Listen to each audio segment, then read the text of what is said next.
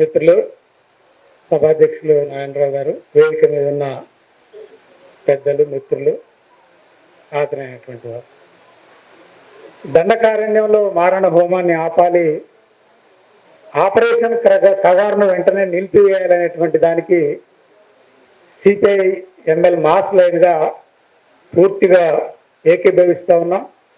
ఈ కగారు ఆపరేషన్ను వెంటనే నిలుపుదల చేయాలని ప్రభుత్వాన్ని డిమాండ్ చేస్తూ ఉన్నాం.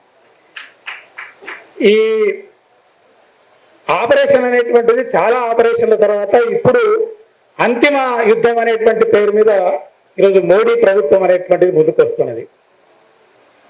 అంతిమ యుద్ధం వాస్తవంగా ప్రజల నుంచి దోపిడి పాలక వర్గాలకు జరుగుతుంది. అంతిమ యుద్ధం అనేది ఎక్కడైనా సత్యమే గెలుస్తుంది, ప్రజాస్వామ్యమే నిలబడుతుంది. కాబట్టి అంతిమ యుద్ధం అనేది మన ద్వారా ప్రభుత్వాల పైన ఉంటుంది అనేటువంటిది కూడా ఈ సందర్భంగా వాళ్ళు గ్రహించాల్సిన అవసరం ఉందనేటువంటిది కూడా మేము స్పష్టం చేస్తా ఉన్నాం. ప్రభుత్వాలు అంటే ఒక రకంగా సిపిఐఎంఎల్ మావోయిస్ట్ పేరు మీద ఉండేటటువంటి సిపిఐ మావోయిస్ట్ పేరు మీద సిద్ధాంతపరంగా ఒకరికి ఏకీభావం లేకపోవచ్చు, ప్రభుత్వానికి కూడా ఇష్టం లేకపోవచ్చు. కానీ ప్రభుత్వం నడిపేటటువంటి రాజ్యాంగంలో ఉండేటటువంటి అంశాలు నీ ఇష్టం వస్తే నిషేధిస్తాం, ఇష్టం లేకపోతే దాన్ని కొనసాగిస్తాం అనేటటువంటి పద్ధతి, ఇది ఇష్టానుసారంగా కొనసాగేటటువంటి విషయంగా ఈరోజు పాలక వర్గాలు తీసుకుపోతున్నటువంటి విషయంగా మనం అర్థం చేసుకోవాల్సిన అవసరం ఉన్నది. ఇది దుర్మార్గమైనటువంటి పరిస్థితి. అంటే ఒకటి వాళ్ళ ఆయుధాలు చేపట్టారనేటువంటి దాని మీద వాళ్ళను ఎన్కౌంటర్ల పేరు మీద కాల్చి చంపడం, అదే సందర్భంలో ఈ ఆదివాసీలలో ఉండేటటువంటి మొత్తం బస్తర్ ప్రాంతంలో ఉండేటటువంటి వాళ్ళనంతా కూడా మారణ హోమాన్ని చేసేటటువంటి ప్రక్రియకు పూనుకోవడం అనేటువంటిది ఇది మరింత దుర్మార్గమైనటువంటి విషయంగా మనం అర్థం చేసుకోవాల్సిన అవసరం ఉన్నది. అసలు మనిషిని చంపేటటువంటి హక్కు ఈ ప్రభుత్వాలకు ఎక్కడ ఉన్నది? అసలు రాజ్యాంగంలో ఏం రాసుకొని ప్రభుత్వంలోకి నువ్వు వచ్చావు? అసలు ఆనాడు రాసుకున్నటువంటి రాజ్యాంగం ప్రకారం ప్రభుత్వాన్ని పరిపాలించిన పాలకులు కానీ స్థితి కానీ ఈ 70 సంవత్సరాల కాలంలో ఇవే మాటలు మాట్లాడుతూ మీ యుద్ధం ఎవరి మీద జరగాలి, మీ యుద్ధం దేనికోసం జరగాలి? ఈ దేశంలో సంపద లేదా, ఈ దేశంలో భూమి లేదా, ఈ దేశంలో చేసేటటువంటి శ్రామికులు లేరా? ఆనాడు 30 కోట్ల జనాభాకి 47లో ఉంటే ఈరోజు 144 కోట్ల జనాలు ఉన్నారు. మీరు ఆ రోజు నుంచే మీ యొక్క ప్రక్రియ అనేటటువంటిది రాజ్యాంగబద్ధంగా 10 ఏళ్ళనే చదువు చెప్పించాలి, ఇల్లు కట్టించాలి, వైద్యం ఇవ్వాలి, ఇది మేము చెప్పేది కాదు, మనం చెప్పేది కాదు. రాజ్యాంగంలో రాసుకున్నటువంటి అంశాలు నువ్వు టార్గెటెడ్ గా కొనసాగి ఉంటే ఈరోజు 144 కోట్ల భారతదేశం పారదర్శకంగా నువ్వు అనుకున్నటువంటి పెట్టుబడిదారు పద్ధతుల్లో ఉండేటటువంటి స్థితి ఎలా ఉండేది, ఈ రోజు ఎలా ఉండింది అనేటటువంటిది మనం అర్థం చేసుకోవాలా. ఇది వాళ్ళ పెట్టుబడిదారి సంక్షోభం మూలంగా ఈరోజు ప్రపంచం మొత్తం కూడా ఇదే విధానాలు అవలంబించేటటువంటి స్థితి, దుర్మార్గమైనటువంటి స్థితి మనకు కనపడతా ఉన్నది. ఎక్కడైనా ఈరోజు మనిషిని చంపడం అనేటటువంటిది, ఇంతకు ఉదయం గారు చాలా మంది మాట్లాడారు, పెట్టుబడిదారి యుద్ధానికి కూడా నీతులు ఉంటాయి, నియమాలు ఉంటాయి అనేది. ఈ నీతులు నియమాలు లేనటువంటి పరిస్థితి. ఈరోజు గాజా మీద 35,000 మందిని చిన్నారులతో సహా, ఆడపిల్లలతో సహా, వృద్ధులతో సహా 35,000 మందిని చంపడం అంటే ఐక్యరాజ్య సమితి మాట్లాడినా, యుఎన్ఓ మాట్లాడినా, ఎవరు మాట్లాడినా ఆదరణటువంటి స్థితి ఈరోజు ప్రపంచంలో కొనసాగుతుంది. మరొక పక్క ఇద్దరు సామ్రాజ్యవాద దేశాల మధ్య ఉక్రెయిన్ అనేటువంటిది ఉక్కిరిబిక్కిరి అవుతున్నటువంటి స్థితి ఉన్నది. అంటే మనుషుల్ని చంపడం, విధ్వంసం చేయడం, బ్రతకకుండా చేయడం, ఇది మొత్తం ప్రపంచవ్యాప్తంగా మితవాద ప్రభుత్వాల యొక్క పోకడగా ఇది. ఎందుకంటే అనివార్యంగా వాళ్ళు పరిపాలన చెయ్యలేనటువంటి, ప్రజల్ని పాలించలేనటువంటి స్థితి ఒకటి వచ్చిన నేపథ్యంలో తప్పకుండా నియంతృత్వం, నిర్బంధం అనేటటువంటిది వాళ్లకు ఉంటది అనేటువంటిది ఏర్పడుతుంది, అవసరం అవుతుంది అనేటువంటిది కూడా ఈ సందర్భంగా మనం అర్థం చేసుకోవాల్సిన అవసరం ఉన్నది. అంతేకాదు ఇప్పుడు బస్తర్ ప్రాంతంలో అసలు మనుషుల్నే లేకుండా చేసేటటువంటి పరిస్థితి ఉంటే బయట దేశంలో ఉండేటటువంటి 140 కోట్ల మందిలో దాదాపు 70, 80, 90% జనాన్ని జీవించడానికే పరిస్థితులు లేనటువంటి ఒక విధ్వంసక వాతావరణాన్ని సృష్టిస్తున్నది. ఎంత అంటే అసలు మనిషి ఈరోజు లెక్కలు మాట్లాడుకుంటున్నారు, 40 నుంచి 50 కోట్ల మంది భారతదేశంలో కార్మిక వర్గం 5 నుంచి 10,000 లోపు బతుకుతున్నటువంటి స్థితి ఉన్నది. పర్మనెంట్ ఉద్యోగాలు అనేటువంటిదే లేకుండా పోయింది. రైల్వేలో 14-18 లక్షల నుంచి ఈరోజు 12 లక్షలకు వచ్చేసారు. రైతాంగానికి సంబంధించి భూమి కనీసం 59% బతుకుతున్నటువంటి ఆరా కోరా బతుకుతున్నటువంటి వాళ్ళు ఈ భూమి కూడా వాళ్ళకు ఉండటానికి వీల్లేదనే పేరు మీద 3 చట్టాలు తీసుకొచ్చి వాళ్ళని విధ్వంసం చేసేటటువంటి స్థితి. అంటే దేశవ్యాపితంగా కూడా మానవుడు అనేటటువంటి వాడు, పౌరుడు అనేటువంటి వాడు, పౌరుడికి సంబంధించిన హక్కులు అంటే జీవించే హక్కు అనేటటువంటిది నువ్వు రాసుకున్నావా, రాసుకోలేదా? ఒక మనిషి జీవించాలంటే వారికి ఏ స్థాయి ఉండాలి, ఏ రకమైనటువంటి ప్రజాస్వామ్యం, నువ్వు చెప్పిన ప్రజాస్వామ్య పద్ధతుల్లోనైనప్పటికీ కూడా మనం కోరుకున్నది వేరేననుకోండి, కానీ ఆ స్థితిని కూడా ఈ రోజు ప్రభుత్వాలు ఎందుకు కల్పించలేకపోతున్నాయి అనేటువంటిది, ఇంతటి విధ్వంసం అనేటువంటిది. ఒకనాడు నిర్భయ కోసం అత్యాచారం జరిగితే, పోరాటం జరిగితే వేల మంది నడి రోడ్డు మీదకి వచ్చి మాట్లాడినటువంటి స్థితి ఉన్నది. కానీ ఈరోజు మణిపూర్లో వందలాది మంది మహిళల్ని బట్టలు ఊడదీసి నగ్నంగా రోడ్డు మీద తిప్పుతుంటే, అసహ్యకరంగా ప్రవర్తిస్తుంటే సమాజం మౌనం వహించేటటువంటి స్థితి ఒకటి వస్తున్నది. ఇది చాలా కాన్షియస్ గా కేంద్ర ప్రభుత్వం అనేది చాలా కాన్షియస్ గా దీన్ని మనుషుల మెదళ్లను మారుస్తున్నటువంటి పరిస్థితి ఉన్నది. దాంట్లో మతాన్ని జోడించడం వల్ల ఈరోజు రాజ్యంలోకి మతాన్ని చొప్పించడం అనేటువంటిది చాలా ప్రత్యక్షంగా మనం చూస్తున్నది ఇదే. ఈరోజు వాళ్ళు అంతటి విధ్వంసం చేస్తున్నా, మణిపూర్లో హత్యలు చేస్తున్నా, గృహదహనాలు చేస్తున్నా, దానికి ఒక మతాన్ని జోడించి మొత్తం మౌనంగా పాటింపజేస్తుందంటే మనం ఈ సందర్భంగా అర్థం చేసుకోవాలి. మేము ఈ మొన్న ఎన్నికల్లో బస్ యాత్రలో మహబూబ్ నగర్ పోతే జనరల్ వాకర్సే వాళ్ళేదో కాన్షియస్ గా ఉండేటటువంటి వాళ్ళు కాదు. వారు మీరు ప్రజాస్వామ్యం గురించి మాట్లాడటం అంటే కేరళ గురించి మాట్లాడటం, ముస్లింస్ గురించి మాట్లాడటం, మీరు ఇట్లే మాట్లాడితే నేను బట్టలు ఇప్పుతాను, వాడు ప్యాంట్ ఇప్పాడు వాడు మామూలుగా. అరే అదేం పద్ధతిరా అంటే వాడు అంతే, లేదంటే మొత్తం ఇప్పుతా అంటున్నాడు వాడు. అంటే ఈ టెండెన్సీ అనేటువంటిది వాడికి అసలు మొత్తం భారతదేశంలో ఉండేటటువంటి యావత్ ప్రజానికంలోకి మోడీ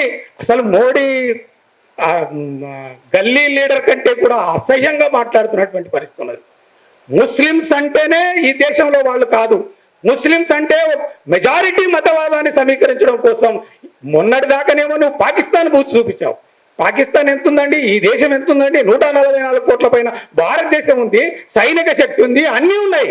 కానీ ఒక్క పుల్వామా దాడితోటి, మరొక సంఘటనతోటి భారతదేశం అంతా ఎటో పోతుంది, ఏమైపోతుంది. ఈరోజు యాత్రలో తిరుగుతుంటే చాలా మంది కాంగ్రెస్ పార్టీ వాళ్ళు కూడా ఏమంటే మీరు ఓట్లు ఎవరికి వేస్తున్నారంటే బీజేపీకి వేయాలి సార్. అదేంటో నువ్వు కాంగ్రెస్ పార్టీ కదా, నువ్వు అట్లా మాట్లాడతావంటే లేదు సార్, ఈడ సరిపోయింది సార్, ఈడ కేసీఆర్ సరిపోయింది, ఆడ మాత్రం దేశాన్ని రక్షించడానికి ఆయనే ఉండాలి. అసలు దేశాన్ని ఏం చేస్తున్నాడు, ఎంత విధ్వంసం చేస్తున్నాడు.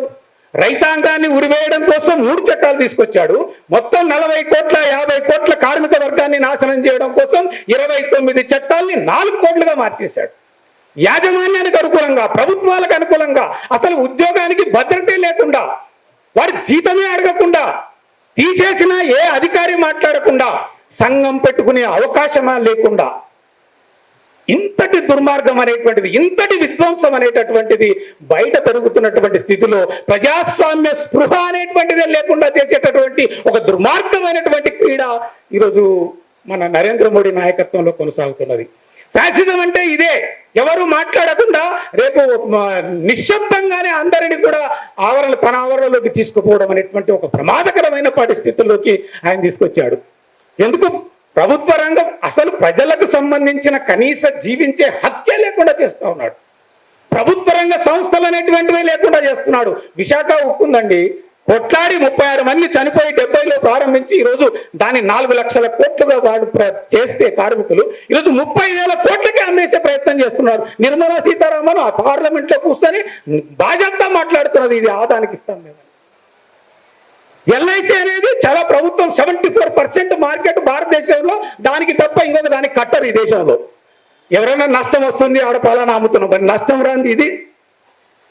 నేను అనేది అసలు మనిషి జీవించడానికి, మనుగడ ఉండడానికి అవకాశం లేనటువంటి స్థితిని ఈరోజు పాలక వర్గం అనేటువంటిది తీసుకొస్తున్నటువంటి స్థితి చాలా స్పష్టంగా ఈరోజు ఆక్స్ఫామ్ వాళ్ళు లెక్క చెప్పారు. 1% జనంతోటి 40.5% జీడిపిలో సంపద కలిగి ఉన్నారట. ఓన్లీ 1%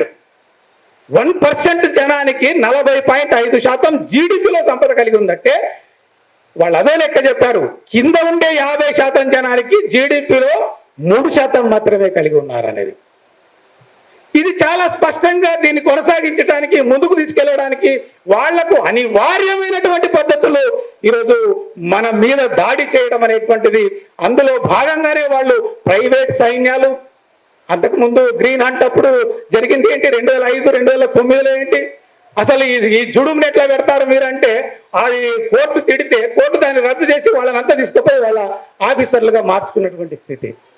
అంటే వాళ్ళు అనేక సంక్షోభాలని వాళ్ళు పరిష్కరించుకోలేనటువంటి సంక్షోభాలని వాళ్ళు కనీసం వాళ్ళు ఇవ్వలేనటువంటి పరిస్థితుల్లో కూడా 70 సంవత్సరాల తర్వాత ఈ రోజుకి దేశంలో ఉండే బిడ్డలకు విద్యనివ్వలేనటువంటి పరిస్థితి, వైద్యాన్ని అందించలేనటువంటి పరిస్థితి. ఎప్పుడైనా కేసీఆర్ రోగం వస్తే యశోదలో కనబడతాడు తప్ప గాంధీలో కనబడాడు. మరి సాటి మానవుడు అంటే ఇట్లా ప్రశ్న మనిషి బ్రతకడానికి అవసరమయ్యేటటువంటి స్థితిని ప్రశ్నించే తత్వాన్ని వరవర్రావు గారు అంత వయసులో ఆయన్ని తీసుకుపోయి జైల్లో పెట్టి అసలు కరోనా పీరియడ్ లో ఉంటాడో లేడో అనేటువంటి ఒక భయానక వాతావరణాన్ని కల్పించారు. ఆయన ఏం చేస్తాడు? ప్రధానమంత్రిని చంపడానికి పోతాడా? ఎవరికైనా కూడా ఏ భావాలు కలిగి ఉండొచ్చు. రాజ్యాంగంలో ఏముంది నీకు? అసలు భావాలే లేకుండా ఉండాలని ఉందా? రాజకీయ పార్టీలు అవన్నీ కూడా నీకు నిబంధనలు కట్టుబడి ఉండాలని ఉందా? చట్టరీత్యా నీకు ఏ కష్టం జరిగితే తుపాకీ ఉంటుంది, నీ చర్యను చూసుకో, చట్టం తన పని తాను చేస్తుందని చాలాసార్లు మాట్లాడతారే మీరు. అట్లాంటి చట్టాన్ని మీ చేతుల్లోకి తీసుకొని ప్రశ్నించేటటువంటి వాళ్ళని, పోరాడేటటువంటి వాళ్ళని, ఆందోళన చేసేటటువంటి వాళ్ళని, ఇది అక్కడ ప్రారంభం కావడం రేపు మొత్తం దేశవ్యాప్తంగా జనంలోకి మొత్తం కూడా ఒక బ్రతకడం లేనటువంటి, జీవించడం లేనటువంటి స్థితికి తీసుకుపోయే ఒక ప్రమాదం అనేటువంటిది ఉంది. అందులో భాగంగానే ఈరోజు వాళ్ళ తీవ్రగతిన ఈ మావోయిస్టు రహిత దేశంగా, అంతకంటే ముందు ఆయన అసలు కాంగ్రెస్ ముక్త భారత్ అనేటువంటిది ప్రారంభం చేశాడు. అంటే కనీసం మాట్లాడే ప్రతిపక్ష పార్టీ కూడా అసలు రాజ్యాంగంలో లేదా వాళ్ళకుండే నీతుల్లో ఒక ప్రతిపక్ష పార్టీ ఉండాలి, ప్రతిపక్ష పార్టీ చేసే విమర్శను సద్విమర్శగా స్వీకరించాలి, దానికి జవాబు చెప్పాలి అనేటువంటిది సూత్రం నుంచి అసలు పార్టీలే లేకుండా కావాలనేటువంటి ఆలోచన కలిగి ఉండడం అనేది ఈ రోజు మనలాంటి శక్తులు, మనలాంటి వ్యక్తులు ఈ సమాజాన్ని మార్చాలి, ఈ సమాజంలో ఉండేటటువంటి కోటాను కోట్ల జనానికి సంబంధించిన కనీస హక్కులు సాధించాలనేటటువంటి వాళ్ళని లేకుండా చేసే ప్రయత్నం ఏదైతే చేస్తుందో ఇది ఫ్యాసిజం వైపు అడుగులు వేస్తున్నది. ఇది చాలా ప్రమాదకరమైన పరిస్థితి. ఈ స్థితిలో ప్రభుత్వానికి వ్యతిరేకంగా జరిగే ప్రతి పోరాటంలో వాళ్ళు టార్గెట్ గా చేస్తున్నటువంటిది చర్చలు చేయొచ్చు. వాళ్ళే మాట్లాడారు, చర్చలు చేయొచ్చు. చర్చల ద్వారా చాలా పరిష్కారం చేసుకోవడానికి అవకాశం ఉంటుంది. కానీ కనీసం చర్చలు కూడా చేయకుండా పై నుంచి దాడి చేయడం అంటే ఇది సమస్యల పరిష్కారం కాదు, మనుషుల్ని అంతం చేయడం, పార్టీల్ని అంతం చేయడం అనేటువంటిది, ఈ దానికోసం కొట్టాడు ప్రశ్నను అంతం చేయడం అనేటువంటి దాంట్లో భాగంగా ఈ ప్రక్రియ జరుగుతున్నది.